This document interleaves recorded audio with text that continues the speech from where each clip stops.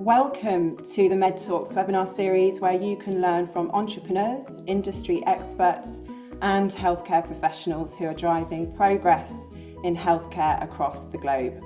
I am Gemma Folden, and in this episode we will explore the most pressing issues and opportunities in the world of healthcare. Today we're diving deep into the dynamics of the UK healthcare market, an area of significant interest for medical companies, particularly those looking to enter or expand their presence. Today, joining us is an expert in healthcare market access, Thomas Cooke, Head of New Partnerships at Quiddity, who brings years of experience working with both global medical companies and local healthcare providers in the UK. Thomas will be shedding light on the current trends shaping the UK healthcare sector and challenges and opportunities for new entrants and the strategies that can help companies successfully navigate this complex landscape. So, whether you're a medical company eyeing the UK market or a professional looking to gain insights into the sector, this episode is packed with valuable takeaways. Welcome, Thomas, and thank you for being here today. Pleasure, good to be here. We have quite a lot to get through in today's podcast. Before, when we discussed, we both agreed that there's a lot of different directions we can take it in. So I'd love to dive straight in if that's okay. We've Perfect. seen a lot of uncertainty over the last year, especially with the recent announcements over the last couple of days. How would you describe the current market dynamics for new companies wanting to enter the market right now? I think there's no shying away from the fact that it's probably quite unstable, probably quite uncertain. But that isn't to say that it isn't possible and the market isn't still viable and attractive. You're right, since we last spoke, we referenced a number of key events in the last year, of course, with the election, new government, King's Speech, Darsley Report, a review, and of course, most recently, the budgets, and even as recently as yesterday, we saw a renewed focus on the NHS strategy for 25-26, which goes in a couple of different directions to some of the tones that we've been hearing from Wes Streeting and co over the last couple of weeks and months. So, I think it's really important to acknowledge that we are in a space of quite severe change. That change needs to happen with difficult decisions and difficult changes to focus areas. Cost savings, resource optimization, workforce. We say workforce growth. It's not necessarily workforce growth in terms of headcount, but it's the reallocation of that workforce to areas where it's needed most, which was a huge tone in the updated strategy that we saw yesterday. But I think from a market perspective in general, the UK from a top level remains one of the most attractive globally, from an innovation and a grant perspective, from a funding perspective in terms of where those key focus areas from the strategy are highlighted. And I think it's also important to reference some of the tones that have been coming out of international markets recently. The DiGA in Germany very recently this week has had a fair bit of criticism in terms of its own functionality. Certain models that are required to enter the Middle East or the US. The UK isn't alone in struggles and challenges from a healthcare market entry perspective. So, albeit uncertain and quite unstable in many ways, I think it's not on its own in that respect. All of that coupled with regulatory changes as well over the last couple of years. Yeah, regulatory changes, and I'd say still to this day uncertainty. I have yet to see a clear blueprint as to what process people should follow when, based on how they're defining their technologies, and that may well be coming out shortly. Of course, NICE are doing a fair bit of work. There's things like technology readiness levels and things like that exist. Of course, medical device regulations, MHRA, and all of those types of organisations are doing a lot to try to make that landscape a bit clearer. But again, to play kind of devil's advocate and keep things level, I think we always use that analogy of, digital health technologies and innovations, in particular, medtech, health tech, especially, we've never seen a scenario where pharma have brought hundreds or thousands of products to market within the space of a decade, for example. There's a much more robust process over a period of time. That means when things do come to market with the right evidence base, it's a lot easier to get them into day-to-day prescription behaviors and pathways. Um, the types of technologies that we're talking about here, and the update to regulation, the training of people, digital transformation, the need to bring an organization as large as the NHS, for example, along with us is a challenge that has probably been underestimated from day one in terms of the complexity of that. So yeah, of course, the regulatory landscape adds complication, but I think if we expected it to be completely clear at this moment in time, we were probably expecting something that was never going to happen either. Yeah, no, I think that's a fair point. And do you see any NHS priorities that you think are really going to affect how new companies come in? I suppose I have to be a little bit careful about how we describe that because, the NHS priorities are changing quite quickly. And yesterday's priorities and success measures, for example, with a real focus on reducing waiting lists and waiting time for elective care, improving A&E waiting times and ambulance times, improving GP access and things like that. If we're talking about new companies, are they going to be able to get to a point where they can um, be in the right conversations to maximize those opportunities in the time frame we've got? My view would be absolutely not, unless it's a very mature, robust company with tons of funding, tons of evidence that probably already has some UK traction. So I think how we define that new piece is really important.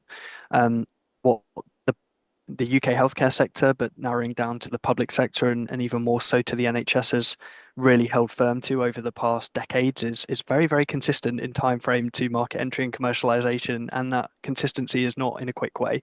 So, for any organization to think that they can overcome that is probably a little bit misguided. And there are lots of, really good tools and blueprints for what a market access strategy should be for technology, medtech, health tech companies looking to enter the UK. And that would be where my focus would be, probably not so much on the 25, 26 plans if you're a new market entry, but actually what might that look like beyond, into more of a kind of 1 to 3 year forward thinking strategy, as opposed to trying to maximize funding changes that might happen in the next 6 to 12 months. In saying that, if there are organizations out there that have incredible innovations that directly target some of those specific priority areas, there are certain faster tracks that you can take if the evidence is there, the in-year spend, the in-year return on investment is there. There might be potential opportunities, but I'd say the majority of innovations are not going to be in that space. So understanding realistically what you have as an innovation, we talk a lot about a value proposition over just a proposition, and understanding where that fits against the market life cycle is probably more important to consider as opposed to conversations and strategies that were released yesterday and what implication that might have for the next 12 months for the new market entrants at least. I think you're right. I like that the NHS it's consistently inconsistent. And we still see, I still see companies coming in, wanting to come into the UK to get a return on their investment pretty quickly, despite knowing what the UK market, thinking they know what the UK market access is like. And it's just not always reasonable, is it? It's not. It's very rarely reasonable in the experience that we have, and Yeah. Quiddity, we play more in the space of startups and early stage scale ups, albeit we've worked with some of the more established players, the likes of Dr. PKB and such. So that there is a variance of companies that we've supported, but particularly in those earlier stage organizations, the knowledge of what it takes and what's real, I think particularly if we get senior leadership teams that have come from other sectors, if they don't particularly know healthcare or don't particularly know UK healthcare very well, it's the notion that you can come in and disrupt and change those factors. And I try not to be too pessimistic about this. It's great that people have that viewpoint of the world, but in reality, there are very few, if any, live examples where that's happened in UK healthcare and in particular with the NHS. So I'd say it's really important to not pin your flag to that mast, particularly when it comes to your business, particularly if you're a startup, and particularly if you don't have too many opportunities for commercial mistakes, taking the advice from people that have been there and done it is pretty important, because the easy thing to say is, yeah, we can change things. We'll work with you for a period of time, and we can create a new pathway that hasn't existed before. But there's a reason it hasn't existed with with the vast volume of organizations that have tried to do that within the ecosystem. Yeah. Um, and a lot of that sits within the system itself, not necessarily the innovation that's trying to support it. So what would you say a typical client journey looks like then? Do you see common challenges? What are the most typical stages as well? I think I think in the early stages, and depending on the maturity of the business, but we often see some mature businesses struggling with this challenge. But dialing right down to what problem are you actually solving as a business? Who are you solving it for? And what's the value of that solution? We use those three kind of key points. If you've got really strong, robust evidenced answers to those questions, you're in a good place to start market engagement. But if you don't, and the majority of companies we speak to don't have all of those things wrapped up, regardless if they're a startup just looking at first opportunities, all the way through to fast businesses that are looking to pivot into healthcare or something else. Um, Getting those things right first time is really important. I think COVID accelerated a lot of people building things that they thought were solutions to problems without engaging the people that it was really going to impact. So actually, they've got something, a proposition as we'd call it, but not a value proposition. And that value proposition often needs to be segmented by each of the different healthcare verticals, whether you're trying to sell to an NHS ICB or a trust or primary care network or a GP practice individually. They're quite different value propositions. That value proposition also needs to be articulated differently to the business manager or the finance manager or the clinician or the medical director or the patient advocate lead or whatever it might be. It's Mm. different language, it's different terminology, it's different outputs they're expecting to see. So it's part of the challenge with public sector is making sure you've got all of that wrapped up before you start going hell for leather at the market. Mm. Once you've got all of that in place, ultimately then being strategic, using things like the published board papers, the priorities and strategy documents that were released today, um, to prioritize where you're going to go. The NHS is what, the third or fourth largest employer in the world. You cannot speak to everyone. Even if you have a vast team and you have great processes and structures and automation, you can't speak to everybody. So how do you prioritize the people in the right regions where you're going to have the first opportunities to move first? Mm. Once you can establish those areas, those kind of use cases, those champion sites, we then look at things like referenceability, neighboring sites, neighboring regions will often look at what's happening elsewhere. So if you've got that reference and that use case, far more likely to be able to spread geographically. Also with similar, population groups. So if you've got a similar demographic, the opposite side of that is if you look at Northeast London, almost 50% non-white compared to Yorkshire and Humber, which I don't remember off the top of my head what it is, but it's more like 75 or 80%, 90% even. Completely different populations, almost treat them like different countries in a lot of respects in terms of the populations, how they engage with healthcare. You have to know that kind of information with the people that you're trying to engage with and deal with. So breaking it down in a very prioritized and strategic way is critical. You're not losing opportunities. You're actually focusing down and being able to create value from the spaces that you do have engagement, which is, of course, challenging itself.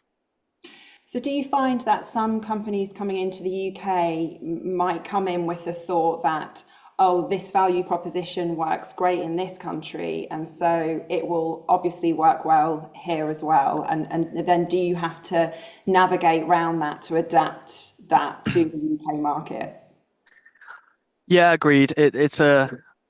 I'll say it as I hear it often, most founders, rightly so, think their baby is the most beautiful baby, and especially when you've had success in a home market, I think most parents can probably associate with that. I'm not a parent, but of course my niece and nephew are the most beautiful niece and nephews around. And I think when you get that validation from anywhere, it just fuels that narrative. And particularly then when you're crossing borders, the expectation that, well, we've done this here, so it must work there, it is often the case. The NHS, again, using that as an example, is then even more complicated in many ways in that, as we know, it's not one NHS, it's at least 42 ICBs, it's 1,250 primary care networks, it's 6,500 GP practices, and it's hundreds of thousands or whatever of staff members and close on 60, 70 million patients. So, it's tricky, and that's without looking at primary, secondary, tertiary care, it's without looking at social care and the mental health trusts and all of the other fractional elements that sit with it. So to think that you can just bring something from a system, and it tends to be, countries that are quite uniform. A lot of the Nordic countries, for example, are a good example of this. It's quite a, a one-dimensional population in many ways and lacking diversity.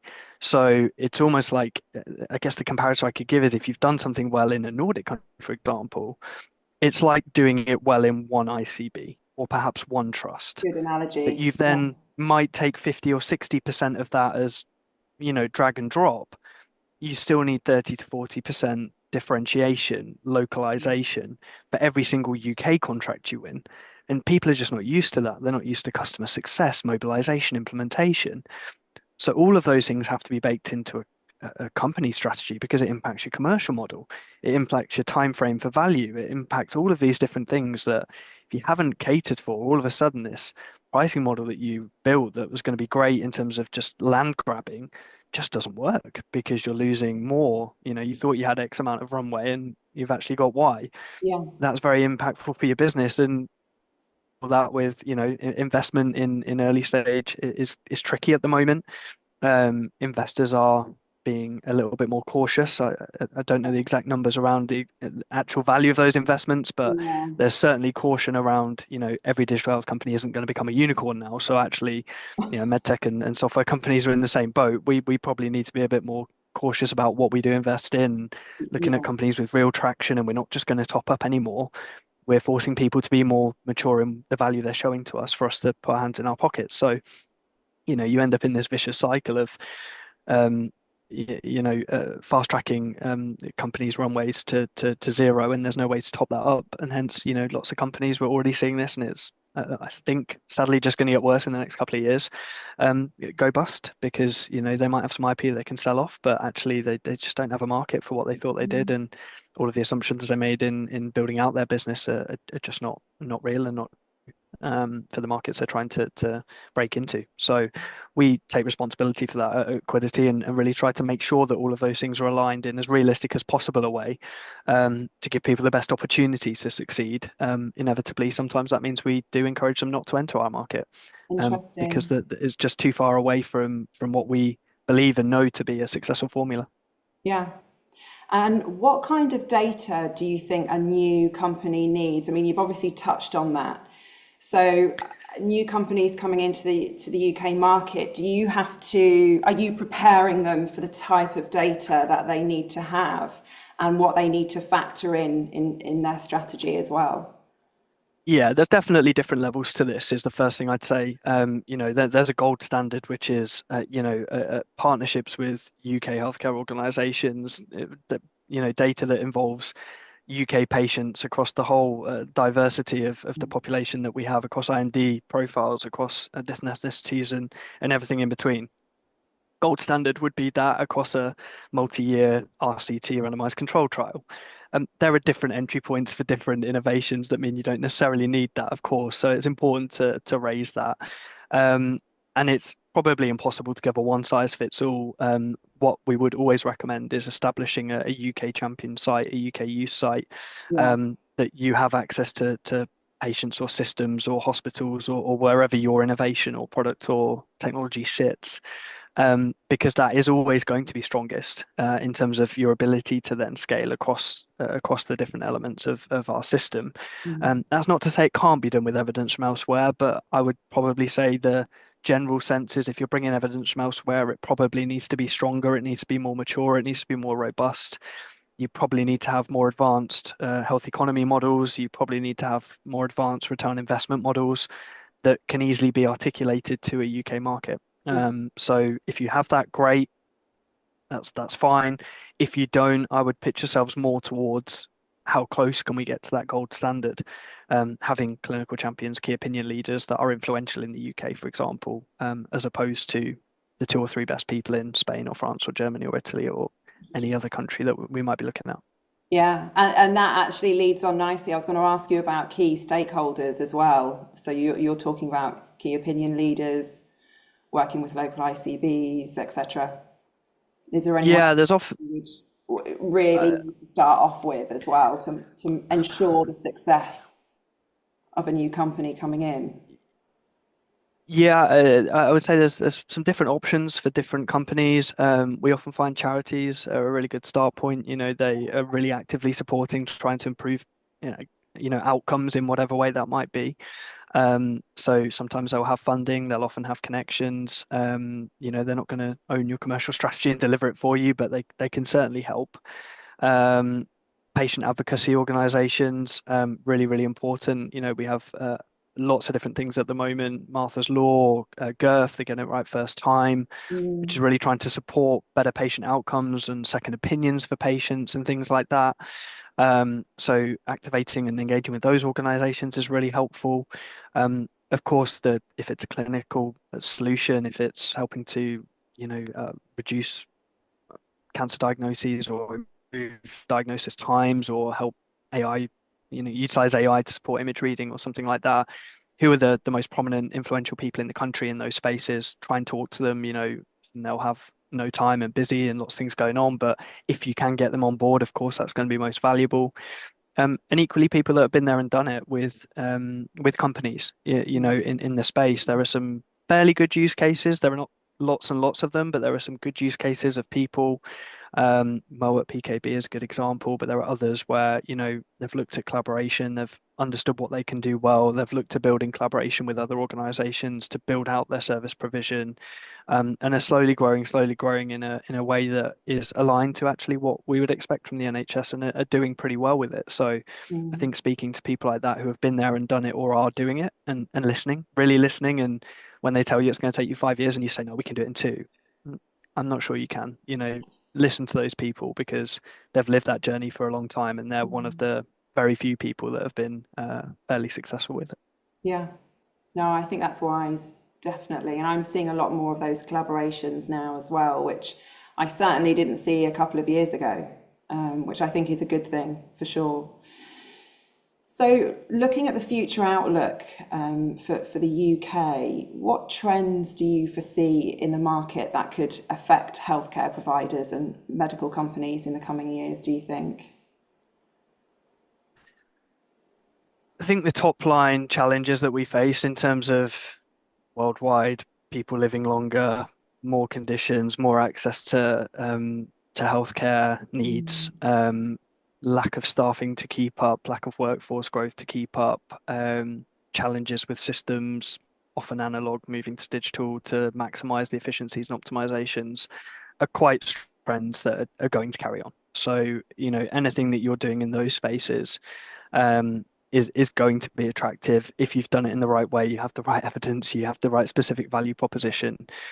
But often what we've seen is if you try and go at it too broad brush, it just doesn't really work with people's mindsets, especially with the nature of how fragmented, particularly, public sector in the UK is. So actually finding a really narrow lane that you can operate in and provide exceptional value towards, and then have an expansion plan that leads you to other trusts or other regions or other conditions or other, areas of value tends to be a better way than trying to say you can, solve the world and then you end up just dipping into something that maybe wasn't what you wanted to do. So really try and find the area that you can provide most value first and then look to build out and expand and collaborate and what have you. That would be kind of a generalist approach to what we would believe to be quite successful or potential for success within the next few years. I think there are some really key kind of niche areas within that. We see a lot of focus around, dementia and Parkinson's, of course, oncology, cancer innovation, femtech, women's health in general, albeit excluded from the priorities in yesterday's update. But they're areas that are going to continue that have gained quite a lot of momentum, and that noise isn't gonna go away. So, albeit it may not be prioritized from a financial perspective and many other elements for the next 12 months, it will revisit once the system settles down, once the government have kind of leveled things off. You would imagine that they're going to come back to the fore. The prevention space, of course, is a huge part of that, and more generally across CVD. So those top line, strategic 10-year long-term plan elements are going to remain. So innovations in those spaces alongside that plan of what is a 3 to 5 year market entry strategy, how are you going to commercialize that? What time frames? Mm. Where is the validation of that based on other innovations that we've seen and have, successfully gained that traction with the market? That would be our approach to making sure that people have got the opportunities there, and ultimately is sticking around long enough so that the tide does turn, you can win from it, because there's no doubt it's going to be another challenging couple of years. This isn't going to change overnight. The NHS has been through a number of iterations over its history, and inevitably the challenges it's facing now, probably the most significant that an organization has faced, possibly globally, possibly Yeah. ever. There are arguments for that level of extremity with it, especially when you talk about healthcare and people's lives. Yeah. So, the best consulting group in the world isn't going to come in and be able to reverse that organization if it wanted to in a 12-month period. So I think we have to acknowledge that the need for patience is there, and as innovators and people trying to support and help improve that system, often trying to rush things and trying to be overexcited is fueling the problem, not the solution. So an appreciation and acknowledgement of that, I think, is critical for anybody trying to work with the system.